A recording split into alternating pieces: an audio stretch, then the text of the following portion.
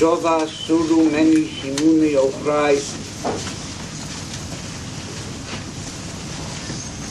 Based on the pasuk in Eicha, Shovas Mesos Libeinu Ne'apach Le'evel Michalenu. Today is Shabbos. Normal Shabbos is a Shabbos from Malacha. Today is a Shabbos from Simcha. Just as one of the purposes of Shabbos from Malacha is to gain a perspective on the importance of Malacha. When you are in the midst of something and involved in it, you can't really appreciate it. In order to appreciate a fine work of art, you have to take a few steps back to be able to appreciate it. So in order to appreciate the importance of Malacha, you have to have one day where you don't do Malacha. And then you begin to realize that the purpose of Malacha is not just to earn you another dollar. But the purpose of Malacha is ultimately to build a Mishkan. Those are the Malachas that a person doesn't do on Shabbos. So to gain a proper perspective on Malacha, you need one day to refrain from it. Similarly, to gain a proper perspective on Simcha, what Simcha is, what it really is, you need a day of Shabbos from Simcha to be able to gain a perspective on what Simcha really is. It could be that's what Chazal say, Kol ha-misabel al Yerushalayim zoche v'roeh b'simchasa. It doesn't say Yizke v'yireh in the future, but zoche v'roeh. Roeh doesn't only mean to see. Roeh ani is divrei admon. Roeh means to understand. Kol ha-misabel al Yerushalayim, if we're able to be misabel properly and take that Shabbos from Simcha, then Zoche v'roeh will be able to understand what the real Simcha is. That in itself is a benefit. Another purpose of Avel is to recognize what's missing and to make a declaration that there is something missing. Missing both individually and in missing as a tzibur. And another purpose of Avelis is to detach ourselves a little bit from the physical world, especially the Avelis of Tisha B'Av, where there's also no achila and shtiya,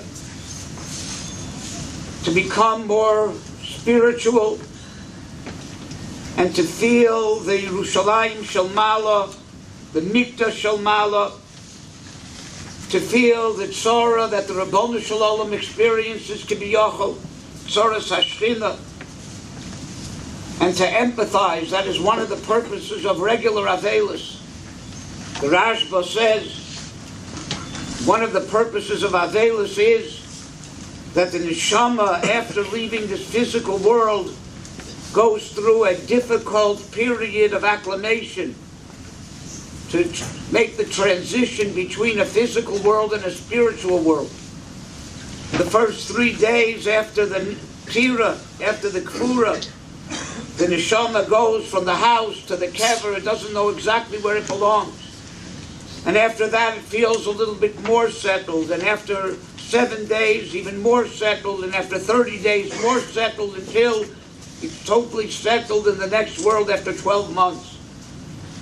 And therefore, the Avelim, the Krovim, empathize with the difficulties of the neshama. And no say ba'olim chaveiro, misery loves company.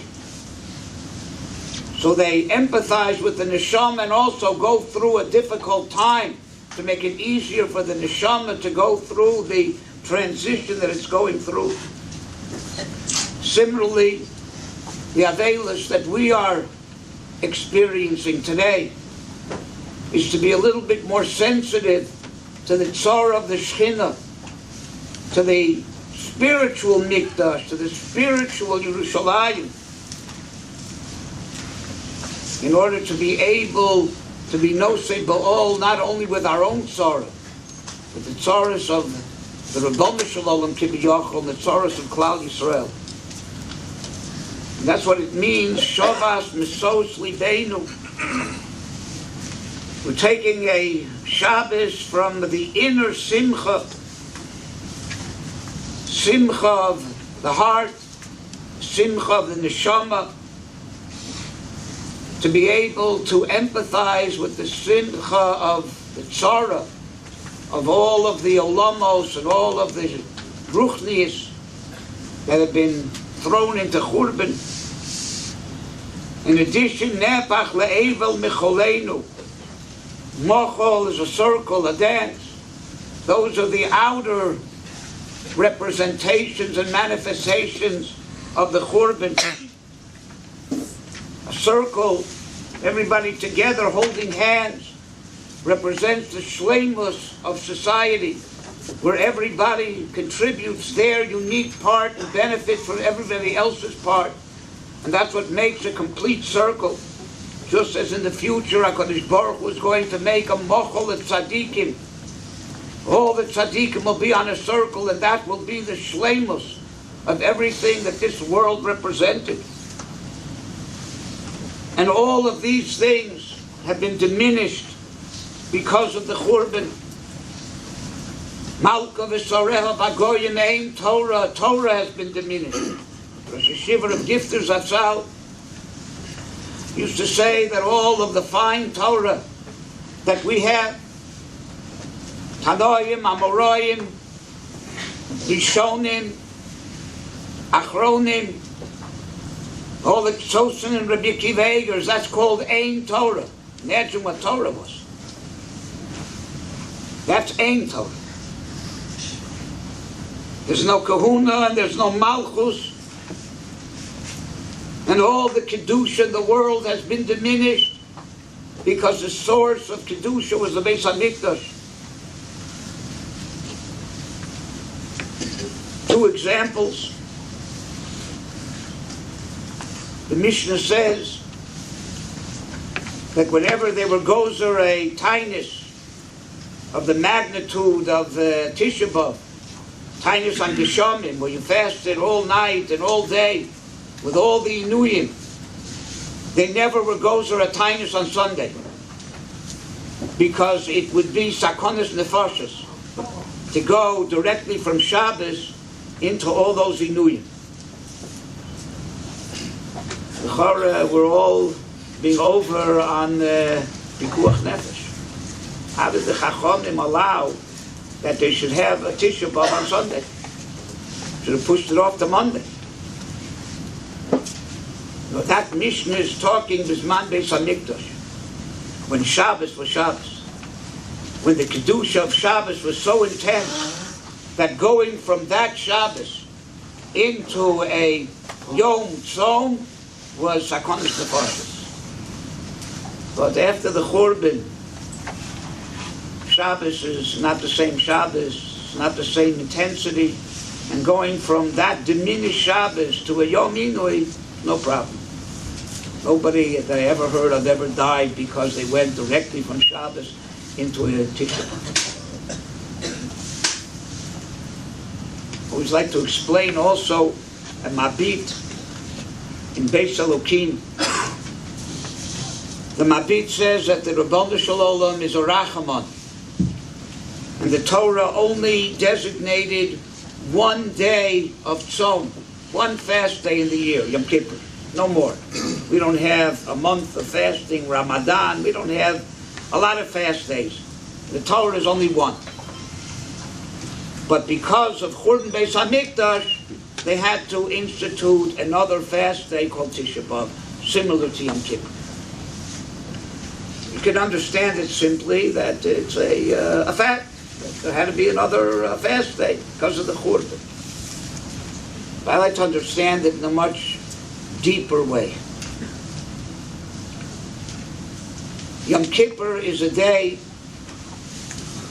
that engenders and inspires one to do tshuva. The itzumo shel yom itself is mechaper. Not just a stomach kapara, but it inspires and influences a person to want to do tshuva. That's part of the kapara of Yom Kippur. How does Yom Kippur work? Why does Yom Kippur, the itzumo shel yom, how does that influence a person and give him the incentive to do tshuva? So one of the ways is that on Yom Kippur we experience a different world. We leave this world behind and we go into a world that Chazal describe Olam Haba as Ein Bo Lo Achila, V'lo Shtiya, V'lo Yeshiva, and we enter a world of Olam Haba for one day, Gan Eden. We don't eat, we don't drink. We involve ourselves kulo in tefillah, veikus b'Hashem. We dress in white like malachim, stand up most of the time. And we experience how beautiful that day in Gan Eden is. A day that is free from hate. I always like to say that's why when we say the vidui, the tzibur, we sing it. Ay, ay, ay, Osham, Nu, Bogad. It was a universal tune came out. Imagine if a goy walked into shul in the middle of the vidui and he asked you, what are you guys singing about? Oh, we did this abomination, that abomination. That's what you sing about? Oh, you sing the vidui. So that Yom Kippur was able to instill and inspire and influence a desire to remain pure and to do tshuva on the past. But after the Churban, there's no Kohen Gadol, and there's no Lifnai V'Lifnim, and there's no Sir La'azazel, and Yom Kippur has become diminished. So that Yom Kippur can't anymore inspire and instill a feeling of tshuva by itself. Used to be that Yom Kippur was a dazzling, bright light, that you were dazzled and moved to tshuva. But now the lights of Yom Kippur become dim. You walk into a dim room, doesn't dazzle you, doesn't blind you, doesn't have an effect on you. But you know how you can make those same dim lights have a dazzling effect? Walk into a cellar where there's no light at all, get your eyes used to the darkness, total darkness, stay there for a while, and then walk out into the dimly lit room, you'll be dazzled. The contrast between the total darkness and even the dim lights will give you a feeling of being dazzled even by dim lights. And therefore, says the Mabit, up until Churban Beis HaMikdash, Yom Kippur was dazzling enough to inspire and instill a feeling of tshuva. That once the Beis HaMikdash was nechrab, the lights of Yom Kippur became dim. So we needed another day to be able to make Yom Kippur a day of tshuva. What's that day? Tisha B'Av. Tisha B'Av is also lo bo achila v'lo shtiya.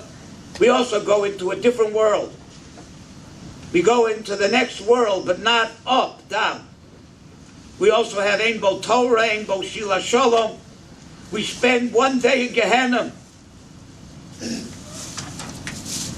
And when you spend a day in Gehenna, and then you contrast it to the day in Gan Eden, then even Yom Kippur, even a Yom Kippur where the lights are dim, can dazzle you.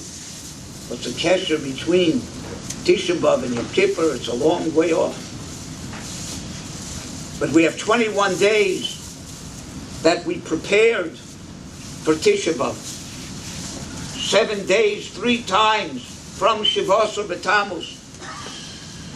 7 days is a period of time where you want to experience a cycle of time in 7 days. Shivas Yemei HaMishter, Shivas Yemei HaVeilos, Shivas Yemei HaChag, and Shivas Yemei Pesach.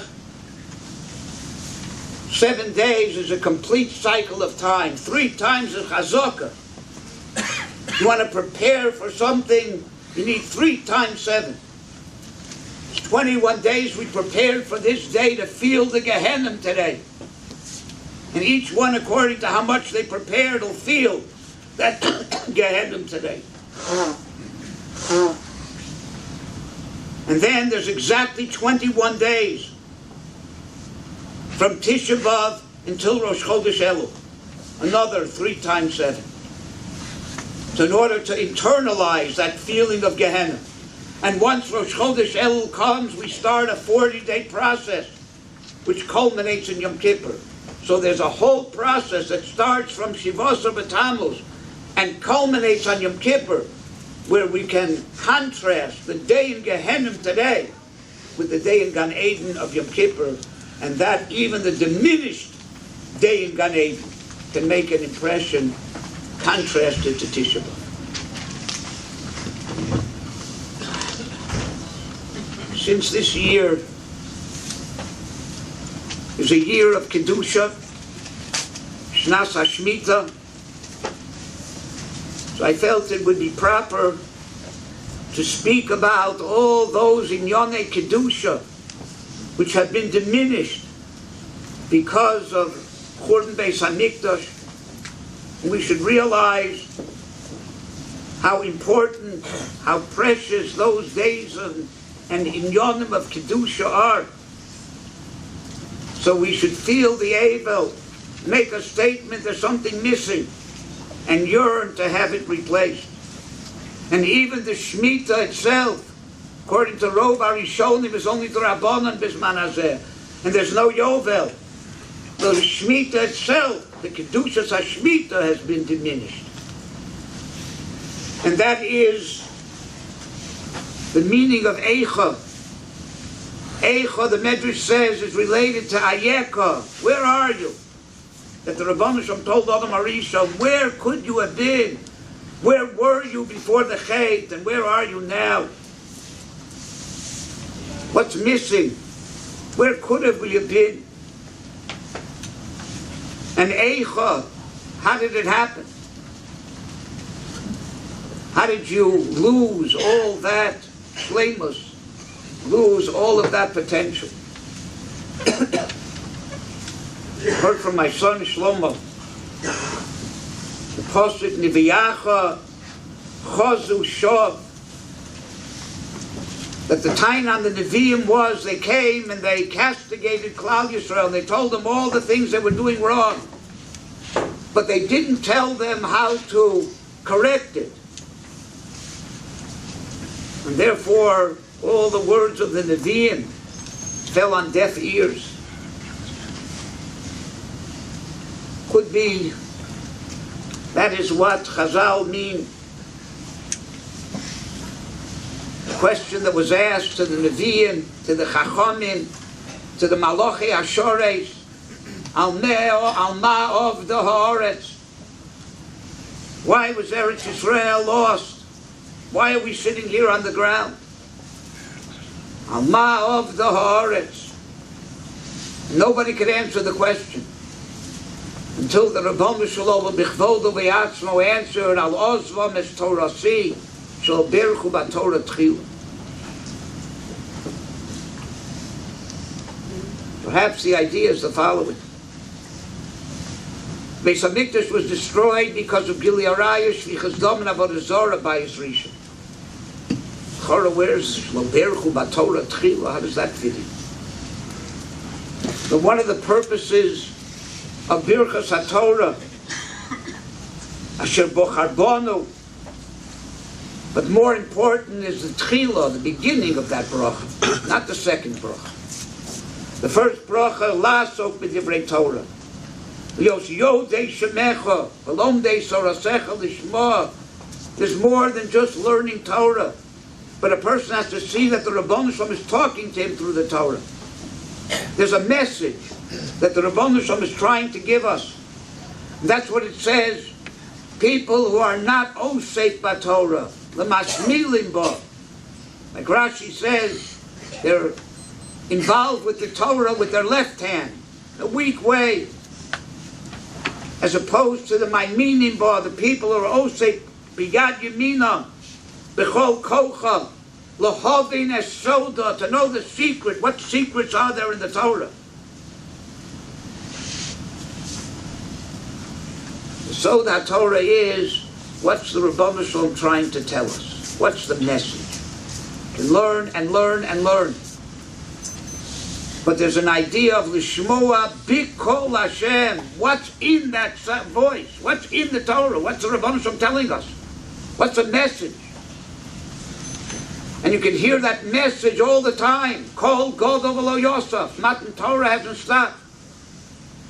Some people hear the message, and some people, most people, don't hear it. And that's why it says, Chol Yom V'Yom Bas Kol Yotzei Mihar Chorei Oy No Lebrios Me'al Golna Shel Torah. The call that goes out from Har Chorev is the constant Matan Torah. If you hear it, fine. If you don't hear it, then there's an echo that goes out. And that doesn't go out from Har Sinai. That goes out from Har Chorev. Oy no lebrius me'al bolna shel Torah. What greater disgrace to the Torah that a person doesn't hear the message the Rebbeinu Shalom is telling him. And that message is the most choshev thing.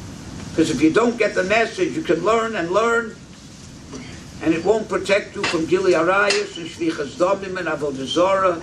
And that's the question. People were learning. Most people Makayim mitzvahs. How did they descend to Gili Arayos, Shvichas Damim and Avodah Zarah? Torah protects. The Torah protects if you Shomea Bikoli, not just Likoli. Not just hear the words of the Torah, but you hear the message the Torah is telling. You hear the Rebbeinu Shalom talking to you specifically through that Torah.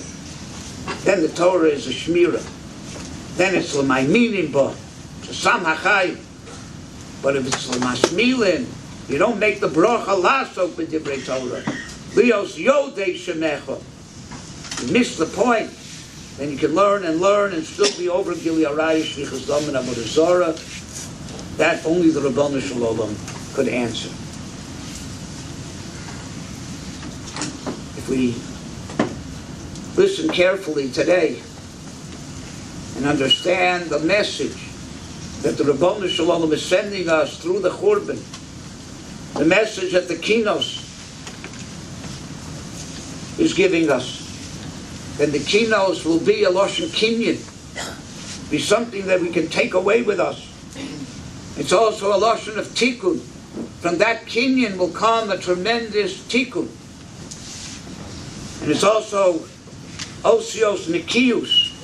It'll cleanse us from all of those blemishes that the Churban created. And ultimately, it's also the Osios of Tinok. Yichadshu Yoneinu Titinok Shenolad. We'll be like new people if we really use these Kinnos in the proper way. The main thing is to be makir the diminishment of Kedushah in the world, the Chil Hashem that exists. The world is against us. It says in the Kinnos, Schi umo samuni word. But if some Israeli soldiers by accident kill some poor Palestinian children because they're being used as human shields, then the world gets upset. And it's not anti-Israel. That's the mass. It's anti-Semitism. And therefore those idiots, the pseudo-Neturei Kartaniks, who are not really Neturei Karta. Neturei Karta doesn't take credit for them. They're ashamed of the Neturei Karta. But they put themselves up as Neturei Karta. Most of them are Americans or English tipshit who go and protest together with the Palestinians, thinking that they're protesting against Israel. not protesting against Israel. They're anti-Semites. The Alter Satmarov, no one was a bigger opposer of Zionism than him. But he was a Chacham, Malach Elokim, and he had one red line. It was written clearly that he would never protest together with Goyim against Israel. And if he found out that there were Goyim protesting against Israel, he rescinded his machor. Because their kavanah and our kavanah are two different things. The anti-Zionists. But the Goyim are not anti-Zionists. Zionism means Judaism for them. There's no difference. No difference to them between the Chiloni in Tel Aviv or the Toldus Aaron in Meir Shorim. They're all the same. These idiots, and that is a limud schus. Because if they're not idiots, they are shoyim gemurim.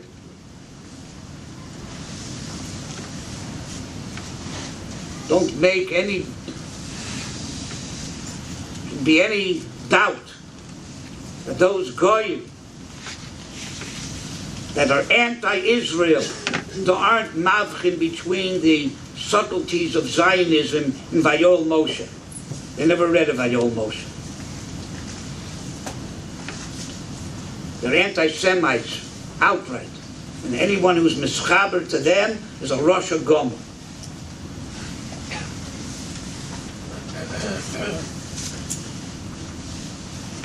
Person has to feel the tzoros of Klal Yisrael. How low our covet is amongst the nations of the world. How they look at Jews. The Chil Hashem that's involved in that. And that should supersede all our personal tzoros and evil.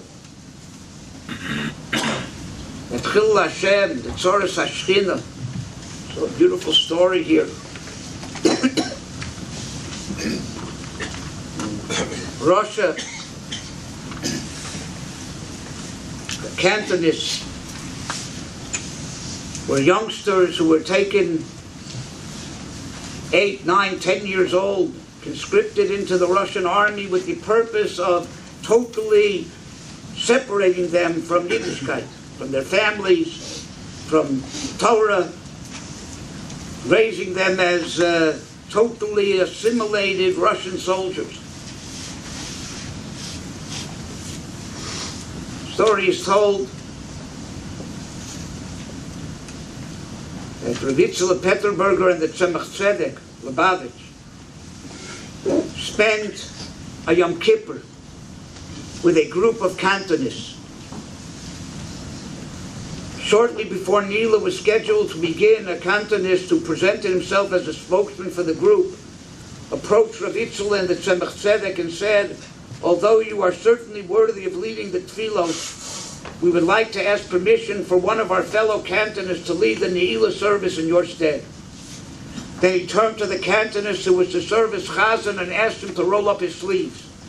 The man's muscular arms were covered with terrible wounds and gashes.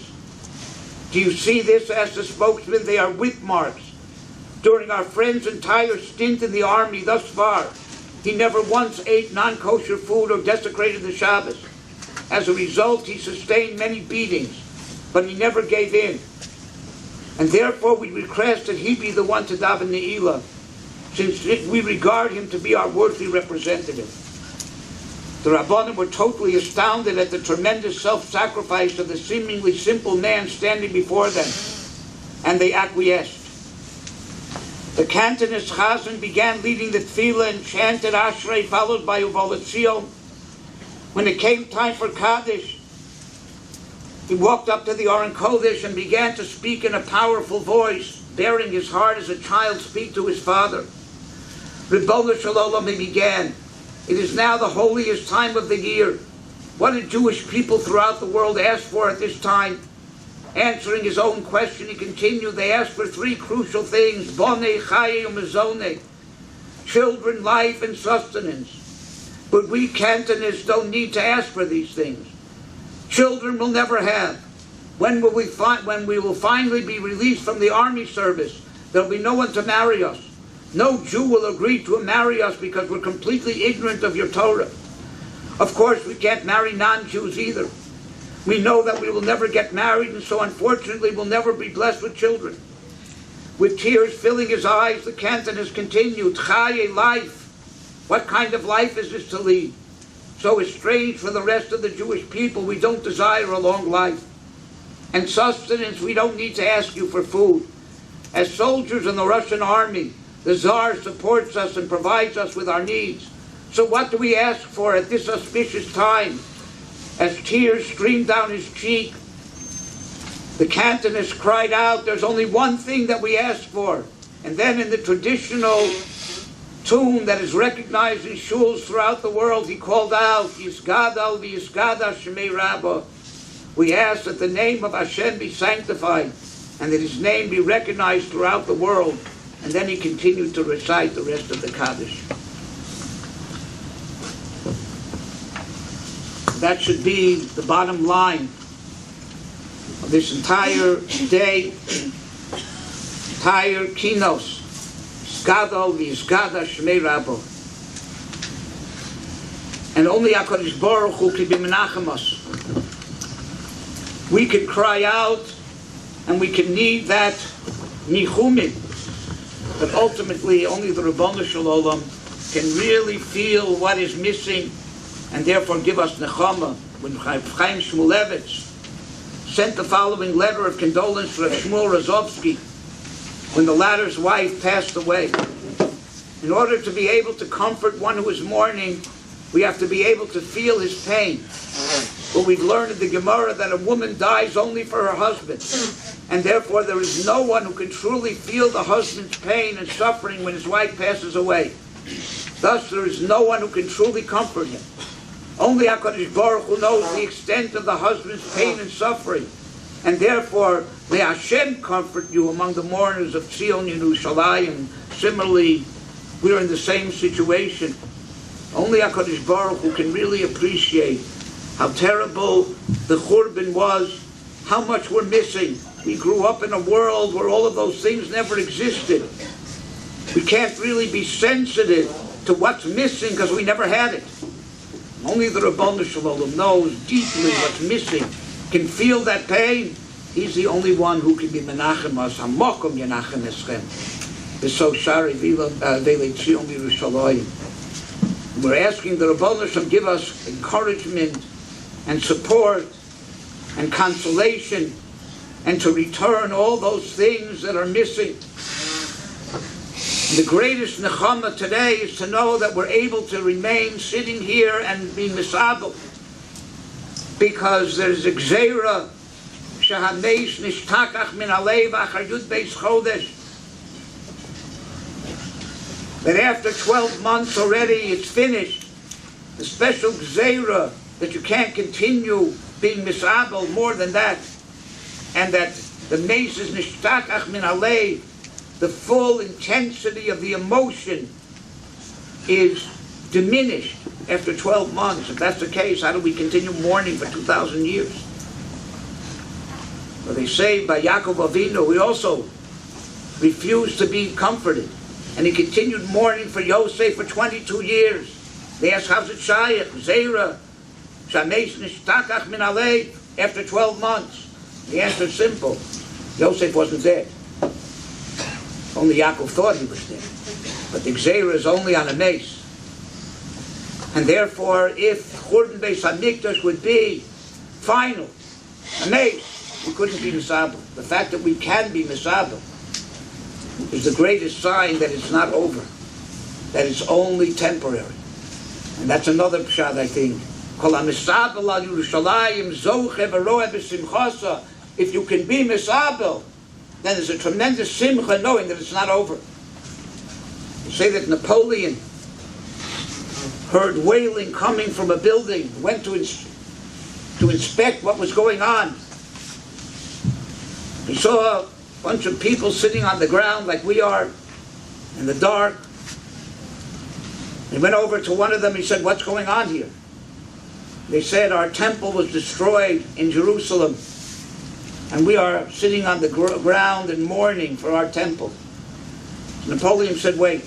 Went out, went to the head of his intelligence, and he said, tell me, do we have any information, any news about a temple being destroyed in Jerusalem? The head of intelligence told him, well, we have no news of any temple being destroyed. So he ran back. He said, I have good news for you. My head of intelligence tells me that it probably was a rumor and that false information. No temple has been destroyed in Jerusalem. You can get up. They said, you understand, our temple was destroyed almost 2,000 years ago. Napoleon said, a people that can mourn for a temple for 2,000 years deserve to have it rebuilt.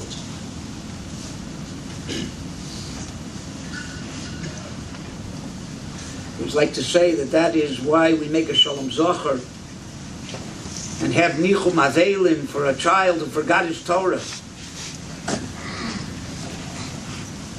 That's why we eat our Menachem and Ohel on Shabbos.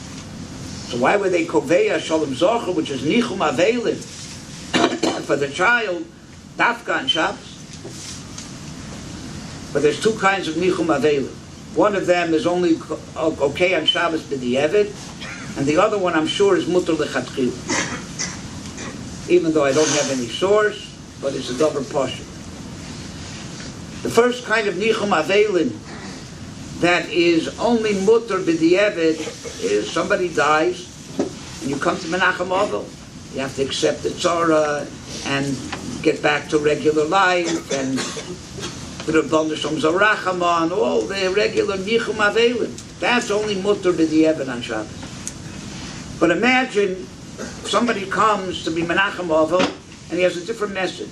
He says there's been a terrible mistake. The person's not dead. He's still alive. There's nothing to be misabel for. I guarantee you that Nichum Avil is mutter lechatchila on Shabbos. We come to tell the child, you didn't lose your Torah. Torah is there. You just have to access it. Not lost. When the Malach made you forget, he didn't hit you in the head, says the Maral. Hit you in the head will make you forget. All the Torah that's in your brain will disappear. Hit you in the mouth. The Torah is still there. But your purpose in this world is not to learn Torah from Malachim. It's to access the Torah through your own Omel and Yigiyah. So he only hits you on the mouth. The difference between the Torah that's still inside and the Torah coming outside. You have to now access it. Motzo'ei and befeh. You bring it out. That kind of Nichum Avelim is mutter even on Shabbos. L'chatchil. That's the kind of Nichum Avelim we have here now. It's not over. We are not mourning for Chas v'Sholom, a dead Beis HaMikdash. But Tovu Ba'aretz Sharel, it only sunk into the ground. It's being held. There's a Beis HaMikdash Shel Mala. There's Yerushalayim Shel Mala. And the Rebbeinu Shem is just waiting to rebuild it. Just to end, before we start this first Kinnos, in order to be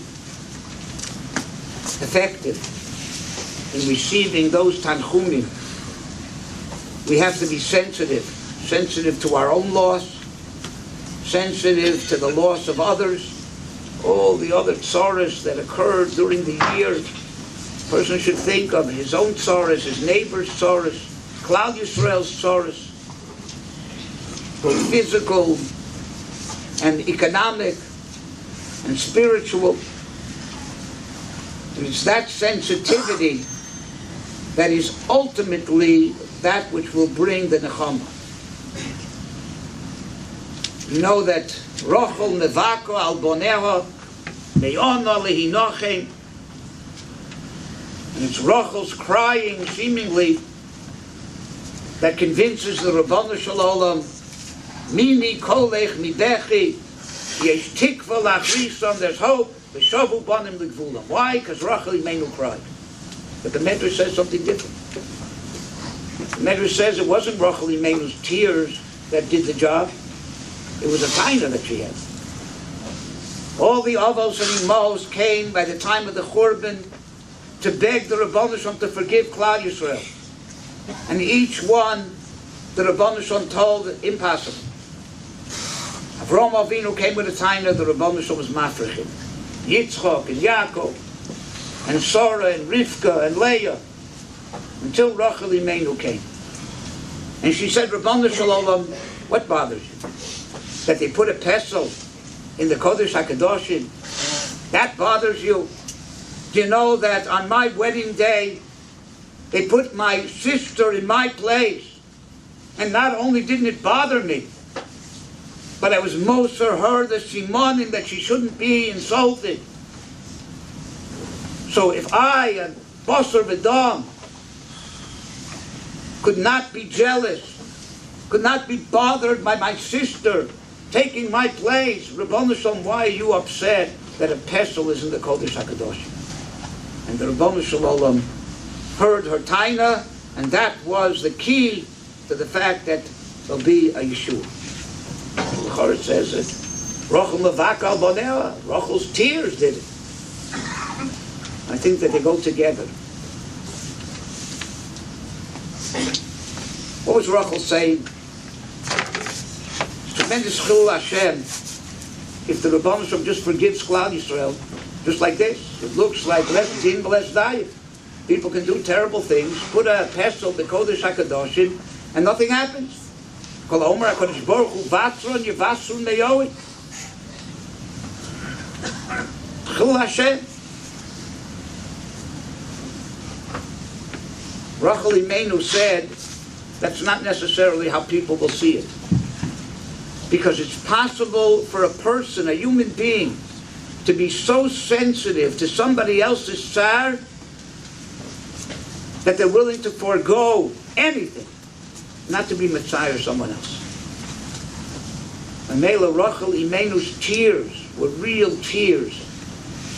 And the Rebbeinu Shalom said, fine, and people will be able to understand that I'm not forgiving Klal Yisrael because less din less dayan, except because it's such a tsar for me to hurt Klal Yisrael, to be a churban. Just as Rachel Imeinu showed, it's possible to have such a tsar for someone else that you're mavater on everything. The Rebbeinu Shalom mavater not because less din less dayan, because the tsar is too great. And therefore Rachel Imeinu's tears were real tears that could really empathize with Klal Yisrael. If that madrega could be affected by a human being, then human beings can understand that if the Rebbeinu Shalom forgives us, it's not less din, less dayan, but it's because the tsar is so great that even a human being can be mavater, the Rebbeinu Shalom could also be. So if we concentrate on the Kinnos, concentrate to be misabel on everything that we're missing and to understand the importance of all those inyonei Kedushah that were diminished, then the Mirza Hashem will be zocher that the Rebbeinu Shalom should menachem us, we should have the real pshat called zocher v'loa b'simchasa, to see immediately the Simchas Yerushalayim.